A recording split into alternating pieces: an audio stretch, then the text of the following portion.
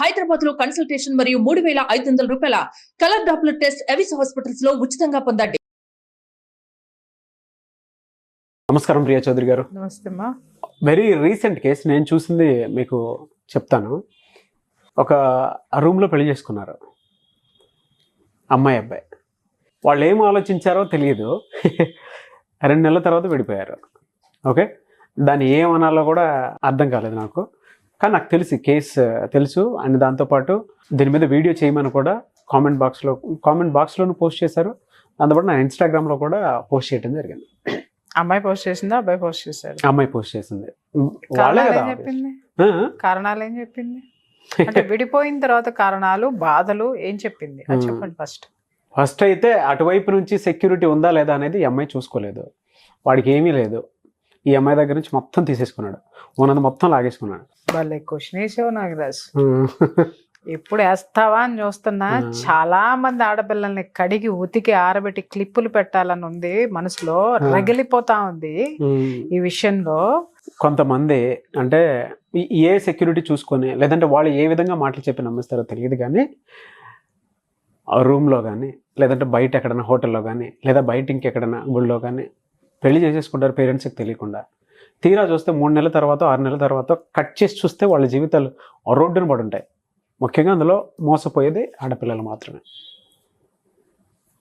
అటువంటి వాళ్ళ చేసుకున్న జీవితాలకి మనం ఏం చెప్పాలి? మీరేం చెప్తారు? ఏం చెప్పండి సార్, బాగా జరిగిందని చెప్తా. టిట్ ఫర్ టాట్, కుక్క కాటుకి చెప్పు దెబ్బ మెడిసిన్ అన్నట్టు దిక్కుమాలిన ఆలోచనలు పేరెంట్స్ గురించి ఆలోచించకుండా, నీ భవిష్యత్తు గురించి ఆలోచించకుండా, సమాజం గురించి ఆలోచించకుండా ఇవన్నీ తీసి పక్కన పడేసాయి. అసలు వాడేంటో ఆలోచించకుండా గుడ్డిగా నీ శరీరము వాడు కావాలి కదా అని చెప్పి నువ్వు తాళి కట్టించేసుకుని కూర్చొని నువ్వు కాపురం వాడితోటి చేసేసావు. నీ మీద మోజు తీరిపోయిన తర్వాత, వాడికి కోరికలు తీరేసిన తర్వాత వాడు ఇంకొక దాన్ని ఎత్తుక్కుంటూ పోయాడు. ఇంక ఇందుట్లో నువ్వు నష్టపోయిందే ఉంది ఆడ? చెప్పండి, నాకు అర్థం కాక అడుగుతాను. చెప్పండి. ఓకే, ఒక కాడపిల్ల కన్నీళ్ళు గార్చేసేసి ఇదైపోయి నేను మోసపోయానండి అంటుంది. నువ్వు నీ తల్లిదండ్రులకి చేసిన మోసానికి కుక్క కాటుకి చెప్పు దెబ్బ చెప్తా. ఇది ఒక్కటే మాట నేను చెప్పాలి అనుకుంటే, నువ్వు సమాజాన్ని మోసం చేసావు, గదిలో పెళ్లి చేసుకుంటావా? సరే చేసుకో, అది నీ వ్యక్తిగత విషయం. నీ తల్లిదండ్రుల్ని మోసం చేసావు, నీ మనస్సును మోసం చేసుకున్నావు. నీ మనసును ఎక్కడ మోసం చేసుకున్నావు చెప్పమంటావా? ఒక పెళ్ళంటే ఏంటి నాగరాజు గారు? ఒక కుటుంబం అండి. తల్లి, తండ్రి, అత్త, మామ వీళ్ళందరూ ఉండాల్సినటువంటి కుటుంబంతో ఇవన్నీ ఏం ఆలోచించకుండా వాడుంటే చాలు, నేనుంటే చాలు, ఒక బెడ్రూమ్ ఉంటే చాలు, ఒక చాప ఉంటే చాలు అనుకున్నావు నువ్వు. నీకు అదే మిగిల్చి పడిపోయినాడు. నువ్వు ఆ గదే కోరుకున్నావు, గది మిగిల్చాడు. చాప కోరుకున్నావు, లేదా మంచం కోరుకున్నావు, మిగిల్చాడు. దుప్పటి కోరుకున్నావు, మిగిల్చాడు. సుఖం కోరుకున్నావు, ఇచ్చాడు, వెళ్ళిపోయాడు. ఇంకెందుకు ఏడుస్తావు కూర్చుని? సిగ్గు, బుద్ధి, జ్ఞానం లేదా నీకు? లేదు కాబట్టి ఏడుస్తున్నావు నువ్వు ఇట్లాగా. వినరు నాగరాజు గారి ఆడపిల్లలు, చచ్చినా వినరు. నాలంటాళ్ళు కూర్చుని చెప్పారనుకోండి,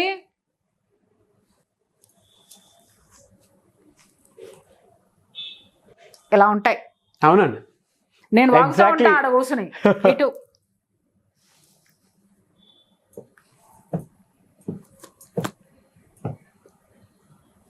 అంతే. నాకు కడుపులో ఇట్లా రగులుతూ ఉంటుంది, ఉడుకుతూ ఉంటుంది. ఎందుకు ఉడుకుతూ ఉంటుంది చెప్పండి? అమ్మ వినట్లేదని కాదు.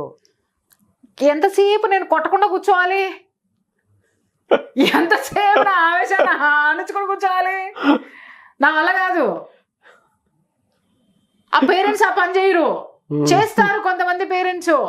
కానీ నాకెక్కడ కోపం వస్తుందంటే, నా అంశ ఎదురుగుండా కూర్చొని మోసపోయానని ఏడుస్తుంది చూసారా, లేదా నా అంశ ఎదురుగుండా కూర్చొని నేను చేసిందే కరెక్ట్ అని చెప్పి మాట్లాడుతుంది చూసారా, అక్కడ కాలుతుంది సార్ నాకు. ఏం చెయ్యాలో అర్థం కాదు ఒక్కొక్క ఆడపిల్లనైతే మాత్రము. గాడ్స్ గ్రేస్, భగవంతుడు నాకు ఇచ్చినటువంటి ఇది ఏంటి అంటే, ఎలాగో ఒకలాగా వాళ్ళకి జీవిత సత్యాన్ని అయితే మాత్రం బోధపరిచి పంపిస్తాను సార్. గంటని కూర్చోబెట్టి 10 గంటలు లేవకుండా కూర్చున్న రోజులు ఉన్నాయి. ఓకే, కానీ ఆ ఆడపిల్లలో నా పిల్ల కనిపిస్తుంది. వదలొద్దు, ట్రై చేద్దాం, ఇంకా ట్రై చేద్దాం. ఎంత పవర్ నేను విశ్వాన్ని అడుగుతానో నేను చెప్పలేను. ఆ అమ్మాయి మోసపోతుంది, ఆ అమ్మాయి తను తాను సమర్థించుకుంటుంది. ఆ అమ్మాయికి తెలియచెప్పాలి అని అంటే ఎలా తెలియచెప్తే నాకు శక్తి వస్తుందో ఆ శక్తిని ఇవ్వండి అని. ఓ పక్క తల్లి నేనే సార్ ఎందుకు ఏ విధంగానూ సంబంధం లేనటువంటి ఒక ఆడదాన్ని, ఒక ఆడ మనిషిని నేనే ఇంత ఫీల్ అవుతుంటే తల్లిదండ్రుల జీవితం ఏంటి సార్? వాళ్ళ మనసు ఏంటి సార్? వాళ్ళ బంధువుల సంగతి ఏంటి సార్? చెప్పండి. వాళ్ళు సమాజంలో ఎంతో కష్టపడి ఎన్నో త్యాగాలు చేసి లేదా నానా గడ్డి తిని ఈ పిల్లలకు ఒక ఉన్నతమైనటువంటి జీవితాన్ని ఇవ్వాలని చెప్పి మీకు చదువులు చెప్పించి మీకు ఒక లగ్జరీ లైఫ్ ఇప్పించి లేదా కంఫర్టబుల్ జీవితం ఇచ్చి మీరు బయటికి పోయి చదివి ప్రయోజకులు అవ్వండిరా అని మీకు పంపిస్తే ఏ ప్రయోజకత్వం సాధిస్తున్నారు సార్? అమ్మా బాబు పెట్టినటువంటి తిండి తిని, అమ్మా బాబు పంపించినటువంటి డబ్బులతోటి పిజ్జాలు బర్గర్లు తిని మీ శరీరంలో కామాన్ని పెంచుకున్నారా? ఎదుటి మగాడు రాగానే అట్రాక్ట్ అవుతావా? ఏ మీ అమ్మ అట్రాక్ట్ అయితే సహిస్తావా నువ్వు? నీ తండ్రి అట్రాక్ట్ అయితే సహిస్తావా నువ్వు? ఇంకొకటి సార్, ఇంకొక మాట నేను ఇక్కడ చెప్తున్నాను. చాలా మంచి ప్రశ్న వేశారు. కొంతమంది ఆడపిల్లలు, గొప్ప గొప్ప ఆడపిల్లలు ఏం మాట్లాడతారు చెప్పమంటారు సార్? ఏంటి ఇలా చేసావని తండ్రి కనుక క్వశ్చన్ వేస్తే వాడి కర్మగాలి వాడి జీవితంలో ఎక్స్లు ఉన్నారు అనుకుందాం సార్. నువ్వేం చేస్తున్నావు అని మాట్లాడుతుంది సార్. వాడికి నోరు లెగదు, మూసుకుని పోతాడు. పక్కనున్న తల్లి ఏం చేయాలి సార్? దవడ పగలగొట్టాలి. దవడ కాదు సార్, జుట్టు పట్టుకుని ఈడ్చాలి. ఎందుకో చెప్తున్నా, హింస ప్రోత్సహించట్లా. ఎందుకో తెలుసా? తండ్రి అలా చేయడం వల్ల తల్లి ఎంత బాధపడుతుంది. పక్కదావి పట్టడం వల్ల నీ బిడ్డను ఉసిగొలుపుతావా? ఈ కొంతమంది తల్లులు ఏం చేస్తారు తెలుసా? అక్కే భలే అడిగిందే మా ఆయన్ని, భలే అడిగింది ఇది. సిగ్గు లేకుండా చెప్పే తల్లులు ఉన్నారు.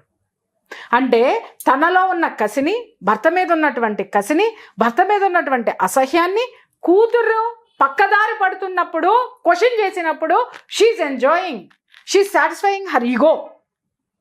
దాంతో ఈ కూతురు ఏం చేస్తుంది? ఈ అమ్మకి ఏం కావాలో ఒత్తిళ్ళు ఒత్తి ఈ అమ్మని సంకలో వేసుకుని, ఈ అమ్మని జోల్లో వేసుకుని ఇది చేయాల్సినవన్నీ చేస్తుంది. ఇక్కడ వీడేం చేస్తాడు సార్? వీడిలో పర్వర్షన్ మొదలవుతుంది. ఏం మొదలవుతుంది? కనిపించిన ప్రతి ఆడది లకారమే వీడికి. ఎందుకు?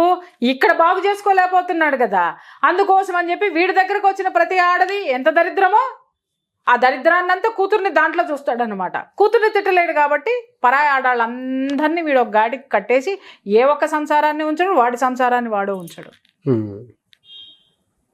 ఈ ఆడపిల్లల మూలంగా ఇలాంటివి కూడా జరుగుతున్నాయి. తల్లి చెప్పాల్సిందేంటి? పిల్లలకు కూడా నేను చెప్తున్నాను, నీ పేరెంట్స్ సరిగ్గా లేరని క్వశ్చన్ చేసే హక్కు నీకెక్కడుంది? నువ్వు సరిగ్గా ఉండి క్వశ్చన్ చేయి. వాడు చచ్చినట్టు దారిలో ఉంటాడు, ఏమన్నా వదులుకుని నీ దగ్గరకు వస్తాడు. నువ్వు దిక్కుమాలిన పనులు చేసేసి, దిక్కుమాలిన తతంగాలు చేసేసి, నువ్వు క్వశ్చన్ చేసి ఆహా నేను ఆడదాన్ని, ఆహా నాకు ఒక ఉన్నతత్వం ఉంది, నాకు ఒక అస్తిత్వం ఉంది అని నీకు వాడికి తేడా ఏంటి? నీ బాబుకి నీకు తేడా ఏంటి? నీ అమ్మకి నీకు తేడా ఏంటి? నువ్వు వేసే క్వశ్చన్ ఎవరికి వేస్తున్నావు? నువ్వు నీ వ్యక్తిత్వానికి వేసుకో ఒక్కసారి. నా బాబు ఇట్లా చేశాడు, బుద్ధి లేని వ్యవహారాలన్నీ చేశాడు, మా అమ్మ బాధపడుతుంది, నేను ఎంత గొప్పగా ఉండాలి, నా జీవితాన్ని ఎలా ఉంచాలి, నా బాబు సిగ్గుపడి నా దగ్గరికి ఎలా రావాలి, ఎలా క్షమాపణలు అడగాలి, మా అమ్మని ఎంత బాగా చూసుకోవాలి అని నీ కెరీర్ మీద నువ్వు దృష్టి పెట్టడం మానేసి ఏం చేస్తావు? నలుగురు నేసుకుని తిరిగి ఏందమ్మా అని తండ్రి అడిగాడు అని అంటే నువ్వేం బీక్తున్నావు అని మాట్లాడితే వాడు నోరు మూసుకొని పోవాలా, ఈవిడేమో భజనలు చేసుకుంటూ చుట్టుపక్కల అందరినీ పిలిచి చెప్పేస్తూ ఉంటుంది. దీనికి కూడా అర్థం కాని విషయం ఏంటంటే, ఈ తల్లి అనే క్యారెక్టర్కి అర్థం కాని విషయం ఏంటంటే, దాని ముందు ఆహా ఓహా అంటారేమో కానీ బయటకు వచ్చి నోట్లో ఊస్తున్నారు మిమ్మల్ని చుట్టుపక్కల వాళ్ళు. తండ్రి పోషించేటటువంటి తండ్రిని ఈ విధంగా మాట్లాడింది. సరే నువ్వు సరైన దారిలో ఉండి నీ తండ్రి చొక్కా పట్టుకొని తీసుకురా, నా కొడుక ఎక్కడికి పోతావు నువ్వు, నా తల్లిని మోసం చేశావు, మమ్మల్ని మోసం చేశావు, ఏం చేస్తారని చెప్పుతో కొట్టి నీ తండ్రిని ఇంటికి తీసుకొని వెళ్ళు. కానీ నువ్వు చేసే తప్పుడు పనికి నీ తండ్రి తప్పును అడ్డం పెట్టుకొని అదే దోవలో నువ్వు వెళ్తావు అంటే నీ ఫ్యామిలీకి ఇదే ముద్ర వేదా సమాజం? కొంతమంది తల్లులను కూడా అనేస్తారండి, తల్లులను కూడా మాట్లాడతారు సార్.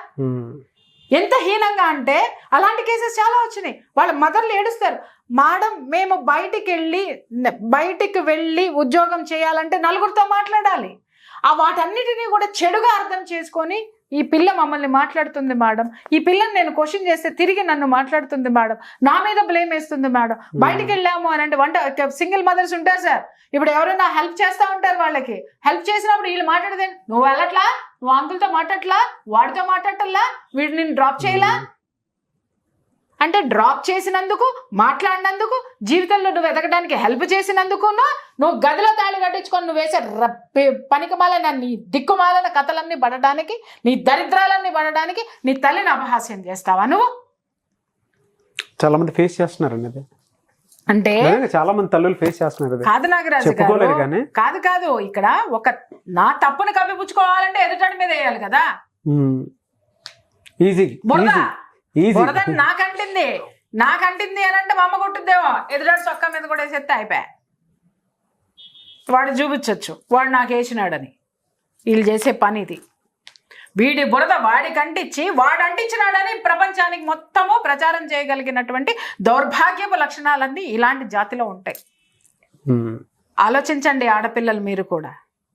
నీ తండ్రి వెదవే, నీ తల్లి వెదవే, కానీ వాళ్ళు మీకోసం కష్టపడుతున్నారు. వాళ్ళ జీవితంలోకి మీరు వెళ్లకుండా ఉండండి, లేదా ఆ జీవితంలోంచి వాళ్ళు బయటికి రావాలంటే మీరు ఎంత ఉన్నతమైనటువంటి ఆలోచనతో ఉండాలో, ఎంత ఉన్నతమైనటువంటి జీవితంలోకి వెళ్ళాలో అది ఆలోచించండి అమ్మా. అంతేగాని వాళ్ళు తప్పులు చేస్తున్నారని మీరు కూడా చేసటం వల్ల తేడా ఏముంది వాళ్ళకి మీకు? అసలు మిమ్మల్ని వాళ్ళు ఎందుకు సమర్థించాలి? వాళ్ళని మీరెందుకు సమర్థించాలి? త్వంసుంటా అంటే త్వంసుంటా అయిపోయింది. మరి గదుల్లో పెళ్ళిళ్ళు కాక ఏడవుతాయి నాగరాజు గారు? ఎక్కడవుతాయి? లేదు. నిజంగా మీరు అన్నట్టు ఏ అమాయకత్వ వైఫ్ అండ్ హస్బెండ్ అన్నా ఉన్నారనుకుందాం, ఈ దాష్టీకం చేసింది అనుకుందాం, ఏందమ్మా అని అడిగితే నా నిర్ణయం నేను తీసుకున్నా, మీకు ఇష్టమైతే రండి, లేకపోతే మానేయండి. అవునండి, నిజంగానే అటువంటి కేసెస్ చూస్తూ ఉంటాం రెగ్యులర్ లైఫ్లో. ఇక్కడ ఒక విషయం చెప్పిన నాగరాజ్ గారు, పాపం మీరు చాలా పాలిష్డ్గా ఆలోచించారు బా. ఎందుకంటే పాపం గదిలో కూర్చొని మీకు క్వశ్చన్లు వేసి గది మాత్రమే తెలుసు మీకు. బట్ నేను ఊరంతా ప్రపంచం అంతా తిరిగి వచ్చాను కదా, నన్ను అడగండి. రైల్వే స్టేషన్లో ఏడ ఖాళీ దొరికితే ఆడ, పార్కుల్లో ఆ పోయి చూడండి, ఏ పార్క్ కన్నా వెళ్ళి చూడండి, మీరు నంబర్ పార్కుల పేర్లు చెప్తాను. నిజంగా పేరెంట్స్ అందరూ పోయి మీ పిల్లలు లేటుగా ఉంటే ఆ పార్కులు ఎత్తుకోండి, ఆడ కనపడతారు కొంతమంది. సార్ ఈవినింగ్ వాకింగ్కి వెళ్దామంటే దరిద్రం సార్, నిజంగా చెప్తున్నాను కదా. ఈ గవర్నమెంట్ కూడా ఏం చేస్తుందో నాకు అర్థం కావట్లేదు. పార్కులు ఎవరి కోసం అండి? ఇలా రాసలీలల కోసం పార్కులు కట్టారనండి. సాయంత్రం వెళ్ళేసరికి ఒక్కొక్కడి చెయ్యి దేని మీద సార్ ఇట్లా లైట్ ఫోకస్ పడుతుంది సార్, వాళ్ళ మీద స్పృహ ఉండదు ఒంటి మీద. అవి మనుషులా లేకపోతే ఇంకేంటో అర్థం కాదు. వాడి చేతులు ఎక్కడెక్కడో ఉంటాయి, ఇది మొత్తం వాడి మీద వాలిపోయి మూతులు నాగేసుకుంటాను. వాకింగ్ చెయ్యాలా? ఈ చూడాలా? ఈ దరిద్రాలు చూడాలా? నా సంసారం అనేది 4 గోడల మధ్య జరుగుతుంది. మీరు 4 గదుల మధ్య జరిగి మోసపోయింది చెప్పారు. 4 దిక్కుల మధ్య జరిగే దిక్కుమాలిన వ్యవహారాలు కూడా ఇవేనండి. ఈరోజు వెళ్ళండి, పార్కులకు వెళ్ళండి, సాయంత్రం 6 అయ్యేసరికి మూతులు నాకేసుకుంటూ ఉంటారు. వీళ్ళ కక్కుర్తి తగలయ్యా, వీళ్ళ కక్కుర్తి మండిపోను. ఎంత అసహ్యం వేస్తుందంటేనండి, ఒక్క విషయం నేను చెప్తున్నా, అందరు తల్లులు తెలుసుకోండి, అందరు తల్లులు ఎంక్వైరీ పెట్టండి మీ పిల్లల మీద, ఏం పర్వాలేదు, డ్రైవ్ పెట్టండి తల్లులు తండ్రులు అందరూ కలిసి కూడాను. ఎంత దారిద్ర్యం చేస్తున్నారో పార్కుల్లోనూ, రైల్వే స్టేషన్లోనూ. తర్వాత మనం చూసాం కదా, బీచ్లకు వెళ్ళిపోతారు. నాకు అర్థం కాక అడుగుతానండి, ఏకాంతవాసం దేనికండి? శరీరాలకు కాకపోతే ఇంకా దేనికండి? అక్కడ మానభంగాలు వేరేవాడు వచ్చి చేస్తున్నాడు, వీడు చేయాల్సిన పని. వాడికి అదే కావాలి కదా. నీకు కావాల్సింది ఇంకొకటి రెడీగా ఉన్నాడు, పొంచి ఉన్న ప్రమాదాలు ఎందుకు జరుగుతున్నాయి సార్? ఈ దరిద్రాల మూలంగా కాదా? ఎంత చండాలమైన వ్యవహారాలు అంటే, విజ్ఞానం నేర్చుకోండి అని విద్య కోసం పంపిస్తే ఆ అజ్ఞానంలో పడిపోయి దునియా మొత్తాన్ని నాశనం చేస్తున్నారా వీళ్ళు? పార్కుల్లో వీళ్ళే, రైల్వే స్టేషన్లో వీళ్ళే, ఎక్కడ చూడండి సార్, పాడుపడిపోయిన ప్లేసుల్లోకి పోండి సార్, అక్కడ కూడా వీళ్ళే ఉంటారు. మీరు ఎందుకు వెళ్ళారని మీరు అడుగుతారేమో. నా బొంత పోయే జర్నీలో ఏదో 1.25 లక్షలు వస్తాయి కదా. ఎవరిలో ప్యూరిటీ లేదు, ఎవడి లవ్వే కాదు అసలు. ఇది లవ్ అంటే ఇదే కాదు అనే ఒక నిర్ణయానికి వచ్చేసా. మీరంటున్నారు ఆ రోజు నుంచి ఈ రోజు వరకు కూడా ఖాళీ ప్రదేశాలు, ఖాళీ జోన్లు, ఖాళీ రైలు పెట్టెలు, ఖాళీ బస్సులు, బీచ్లు, రైల్వే స్టేషన్లు, పార్కులు, ఇంకా చెప్పాలంటే ఇంకే దరిద్రాలు ఉన్నాయో మనం వెళ్ళలేదు కాబట్టి. ఇక్కడ ప్రేమ అనేది ఒక్క దానికి, కోరిక అనేటటువంటి పదానికి ప్రేమ అనేటటువంటి 2 అక్షరాలు జోడించి దాన్ని మిస్యూజ్ చేసుకుంటున్నారు అనేది ఇక్కడ వాస్తవం. నేను మోసపోయానండి అని ఎందుకు మాట్లాడతారు? ఒక 3 రోజుల కిందటో, ఒక వారం రోజుల కిందటో నాకు ఒక ఫోన్ కాల్ వచ్చింది. ద గ్రేట్ ఫోన్ పంపించింది కూడా తమరే. అది మొత్తం విన్న తర్వాత 100% అమ్మాయిది తప్పుంది. ఉన్న తర్వాత ఆమె విపరీతంగా ఆ అమ్మాయి నన్ను డిస్టర్బ్ చేస్తుంది. ఎందుకంటే మార్నింగ్ లెగిస్తే నా జీవితం ఒక షెడ్యూల్ ప్రకారం నడుస్తూ ఉంటుంది సార్. నేను ఒకరికి టైం ఇచ్చానంటే ఆ టైంకి కరెక్ట్గా నేను వాళ్ళ కోసం టైం స్పెండ్ చేస్తా. గంటనిచ్చి 6 గంటలు ఇచ్చింది ఉంది, 6 గంటలు అని చెప్పి 2 గంటల్లో ముగించి పంపించేసినవి కూడా ఉన్నాయి. బట్ నా షెడ్యూల్ నాకు ఉంటుంది. విపరీతంగా ఇది చేస్తుంది. ఇక్కడ ఏంటి అనంటే ఆ కోరిక అనేటటువంటి ద్రవం ఏదైతే మన శరీరంలో వస్తుందో అది తగ్గడానికి, ఆ యొక్క ద్రవాలు తగ్గడానికి కొంత టైం పడుతుంది. 3 ఏళ్ళో 2 ఏళ్ళో 6 నెలలో పడుతుంది. ఆ ఉధృతి తగ్గనివ్వండి, అప్పుడు మాట్లాడుకుందాం. వాడు నీకెంత గొప్పవాడు, నువ్వు వాడికి ఎంత గొప్పదానివో. అర్థమైందా సార్? ఇప్పుడు నేను మాట్లాడింది ఎందుకు మాట్లాడాను? అందుకే నేను గ్యాప్ ఇస్తా. వచ్చేయండి నేను తలుపులు తీయను. మేడం ఇక్కడ అది అని. అవునమ్మా, ఒక వారం తర్వాత మాట్లాడదాం, 10 రోజుల తర్వాత మాట్లాడదాం. ఎందుకు గ్యాప్ ఇస్తానంటే ఈ ఎమోషను వారం తర్వాత కూడా ఉంటే అప్పుడు కూడా ఇంకొకటి చెప్పి, ఇంకొక ఎక్సర్సైజ్ చెప్పి ఇంకా టైం ఇస్తా. అప్పుడు కూడా క్యారీ అయిందా అప్పుడు చూస్తా ఇది ఎంతవరకు జెన్యూను, ఇది ఎంతవరకు వాడుకుంటున్నారు, ఇది ఏంటి. అప్పుడు పీకుతా క్లాస్. లేదు అప్పుడు చర్యలోకి దిగుతా. ఇది ప్రొసీజర్. కౌన్సిలింగ్ అంటే కూర్చోబెట్టి క్లాసులు పీకేసి ఫీజులు కట్టించేసుకుని, నా కౌన్సిలింగ్ అయితే అలా ఉండదు, నేను చెయ్యను. మీరన్నట్టు శరీరము, ఆ శరీరంలో ఉన్నటువంటి కోరిక వాడిపోయిన తర్వాత కానీ అర్థమై చావదు దీనికి. అప్పుడు కనపడితే వాడు అమ్మ బాబా ఎక్కడ ఉన్నాడో తెలీదు, వాడు ఎక్కడ ఉన్నాడో తెలీదు, వాడంతా సూపర్ డూపర్ హీరోనో అప్పుడు కానీ తెలిసి రాదు. వాళ్ళ అమ్మ నాన్న దీన్ని చీడ పురుగుని తీసినట్టు తీసి పడేస్తారు. ఎందుకంటే నువ్వు వాళ్ళ అమ్మ నాన్నకి విలువ ఇవ్వలే, సమాజానికి విలువ ఇవ్వలే, నీ తల్లిదండ్రులకి విలువ ఇవ్వాల. ముఖ్యంగా మగ పిల్లల యొక్క తల్లిదండ్రులు మీకెందుకు విలువ ఇవ్వరో నేను చెప్తున్నాను వినండి అమ్మా. వాళ్ళు మీ తల్లిదండ్రులకి విలువ ఇవ్వకుండా, వాళ్ళని కేర్ చేయకుండా మీరు ఇంత బ్లంట్గా బయటకు వచ్చేసినందుకు మీ మీద గౌరవం ఉండదు. వాళ్ళనే గౌరవించిన వాళ్ళు రేపొద్దున వీళ్ళని ఎలా చూస్తారు మీరు? ఆ భయం వాళ్ళల్లో ఉంటుంది. ఒక చిన్న దాన్ని ఏమంటారు, చిన్నతనం ఉంటుంది వీళ్ళ మీద, చిన్న చూపు ఉంటుంది వీళ్ళ మీద. కాబట్టి గౌరవం అనేది డెఫినెట్గా ఉండదు.